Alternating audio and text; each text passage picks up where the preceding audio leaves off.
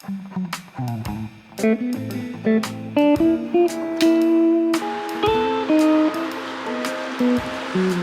Finlay, thank you for joining me today. How are you? I'm good, how are you? Yeah, I'm good, thank you. So you're originally from Scotland. That's right. When was it that you moved to London? 4 years ago now. And was that just to pursue music? I actually came here for uni. I studied at Goldsmiths and I did music there. And obviously music was the long-term goal. Yeah. It was a really, really big move to come to London at the time. I had a lot of life happening and like everything basically crashed a few months before I was supposed to come. So it was honestly a miracle to come to London, and I've just had so many blessings since being here that have allowed me to stay and pursue music. So yeah. So what was it like studying music at uni? It was good. I mean, it was interesting. I had a lot of life going on, but I was really grateful for the people I met and for my teachers. They were really great at kind of showing me a new way. And a lot of what has come now and how my music presents is influenced by my time there. I think I just found the academics really hard, and just, balancing that was really difficult. But, I was proud to make it through, and I was really proud to have finished, and had to take a break, but now I'm back. So, yeah. Well done on finishing. Thank you. So do people you work with now, are they people you've met through uni? Like, did it help put you in touch with people? Some people I met through uni, some people I met through being around uni.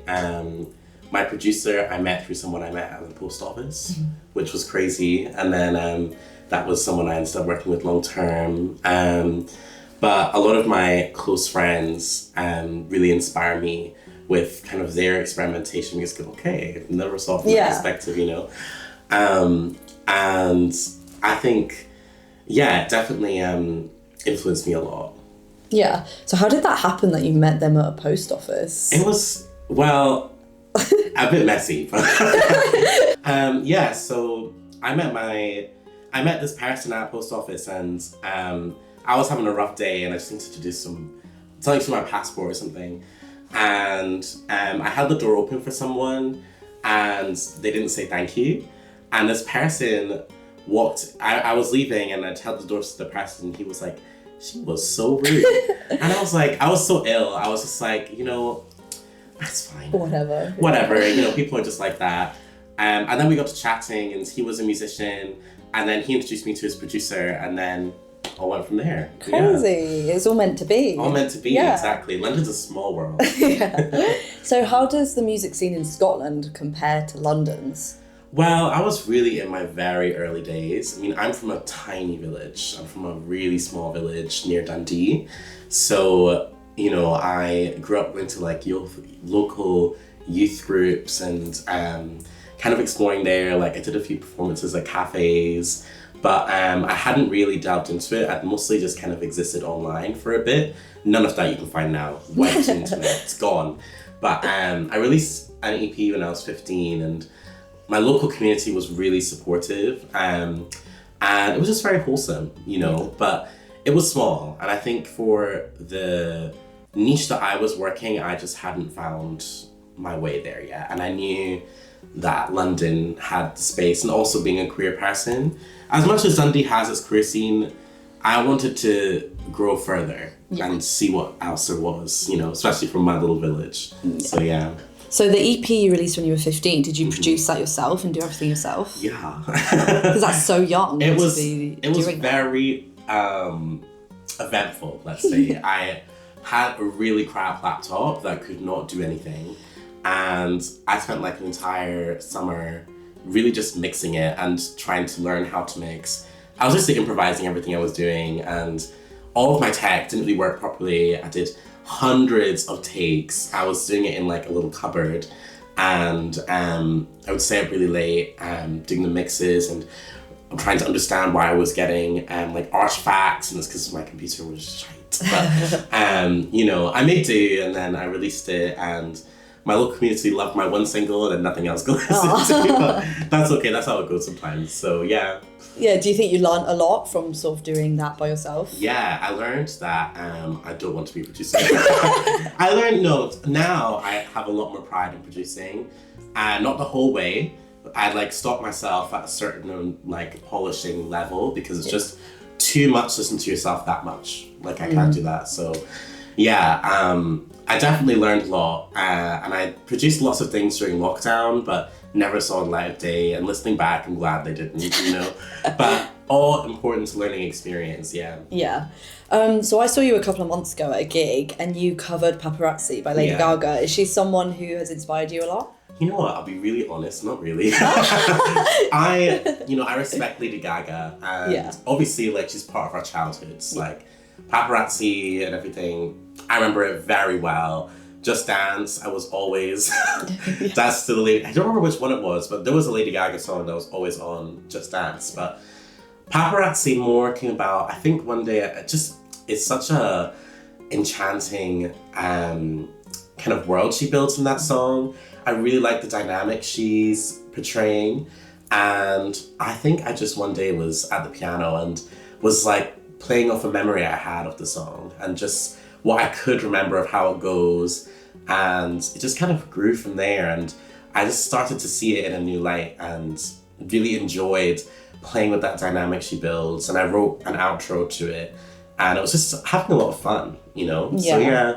Yeah, because your version is really slowed down and it's sort of, you create a whole different thing with it. Yeah. And I wrote the outro, but I hadn't done all the synthesis stuff until I revived it in the last 5 months or so. Originally it was just kind of me and the piano, but then I added on my synths and did my thing. Yeah. And now it's kind of grown into something I'm really, really happy with. It's one of my favorites because it's quite unexpected, When you were younger, did you used to journal or do any other sort of writing before you discovered songwriting? Not particularly. I started songwriting when I was 13. And before that, I don't think there was anything that should have been written down. Like a lot of, very teenage angst. Yeah. So my singing teacher one day, much love to her, she really believed in me and made me see things that I didn't see for myself. And she actually told me to apply for London. It was never even in the cards originally. But she one day just said, Finlay, I think you're ready to write a song. And I was like, I don't know what you're talking about. But I wrote, I bought these journals off eBay and they look really pretty. And, I wrote this song on a ukulele. And that was kind of my first song. It was called, I remember there was one song called The Nature of Chat, but I can't remember what the big one was that I did. But I did that for quite a while and then I moved to my phone notes and that's where I exist now. So yeah, a lot of random writing and journaling, but mostly grew more as I got older. Yeah. So do you think you would have started songwriting if your music teacher hadn't pushed you to? Or do you think it would have just been a few years later you would have discovered it? I was a bit of a main character. I think it was happening at some point or another. Yeah. I would sit in, I could not play piano yet. Sorry, I'm holding this too high probably. Okay. I couldn't play piano yet, but I would kind of vibe out some chords and I would improvise some things on top. So I think it was coming. I just think my teacher pushed me in the right direction and I ended up being okay at it at the start. So yeah. Would you say you're an introvert or an extrovert? A bit of both. I definitely get quite exhausted, but I'm a yapper, like a serial yapper. And once I start, I can't stop. Yeah. So. Yeah, I'm similar. Like the people I'm comfortable around, I could talk for hours, but if you don't know me, I think I'm come across as quite shy. I think it's just the first few steps of conversation that I really struggle with and introducing myself. And I'm quite an anxious person, so I really have to fight through. But I do love being with people and learning new experiences. It just needs to be on my terms. Or otherwise I get really overwhelmed. I'm like, I don't know what I'm doing here. How do you think your personality reflects who you are as an artist then? I think I am a very honest person. At least I try to be, and I try to be very forthcoming. And I think my music reflects that.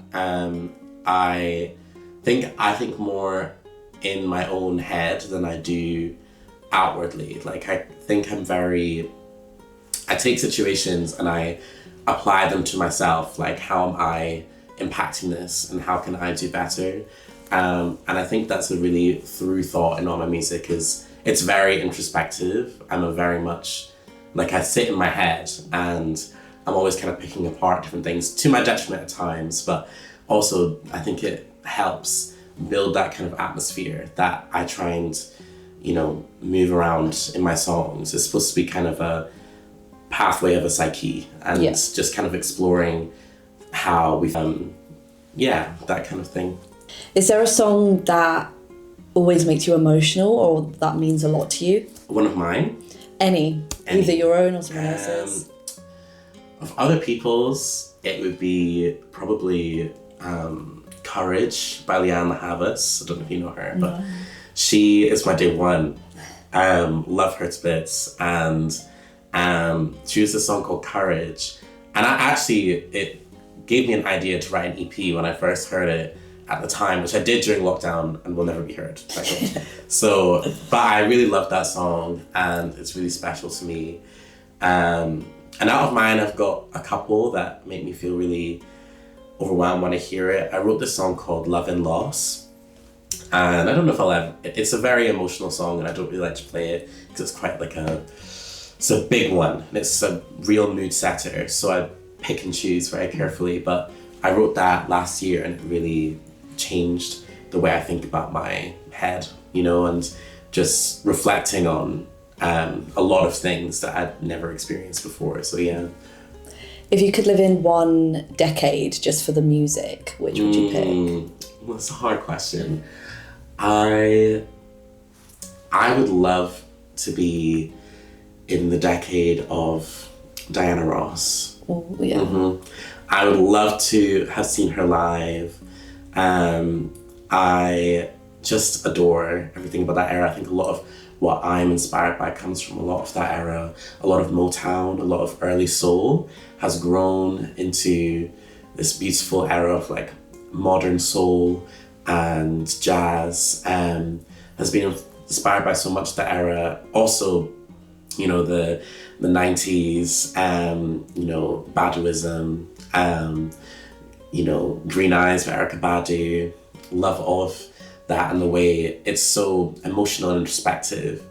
I think reflects on now, even still. I think they are really seeped into the music, Yeah. What modern artists do you think have influenced you or currently influence your music? Leanne Havas is a big one. Yeah. I love me some Bjork. Big time Hiatus Coyote. That's my other day one. It was Leanne Havas and Hiatus Coyote, and they really pushed me into this world of R&B, jazz, soul that I just got lost in.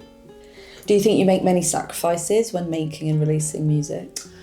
Yeah, I mean, that makes it seem like it's something more than I think it deserves to be. I think some people have the right mindset of just letting go. For me, I kind of have to sacrifice my dignity. I love releasing music, but I find it really hard to do the surrounding pieces, the social media. All of that really takes a big toll on me, and I think I have to fight my overthinker and my perfectionist to put that out there, and that's a really hard thing for me to do, really hard. So I think that's definitely the most difficult thing, and even going back out into the world and doing more performances has been quite challenging because I'm just such a perfectionist, and if I don't feel like it's 100, I don't feel like people should hear it. And just learning, Pink Panther has said something actually about living with the doubt, and I'm trying to do that, so. So you released an EP in 2024, Redlining. What was it like to release a body of work? I'm guessing that you're proud of because you haven't taken it down. Yeah, I am proud of it. I don't listen to it that much, that being said, but I'm proud of it. I would change a lot going back, but I'm still really proud of the work it was and the blessings that allowed me to make it at the time. I loved that red dress down that I was able to perform in. I want to bring it back for a few shows, but I need a big enough stage for the skirt, you know. But I am definitely very proud of it, and I really appreciate the era it was narrating, and it's one that I still think about, and singing it really brings me back in a good way. It kind of lets me forgive myself, and so much of what I wrote there and so much of the ideas I started building there influence what I do now. So yeah. Nice. So for the last question, I have this book. If you turn to a random page and answer the question. Okay, love that.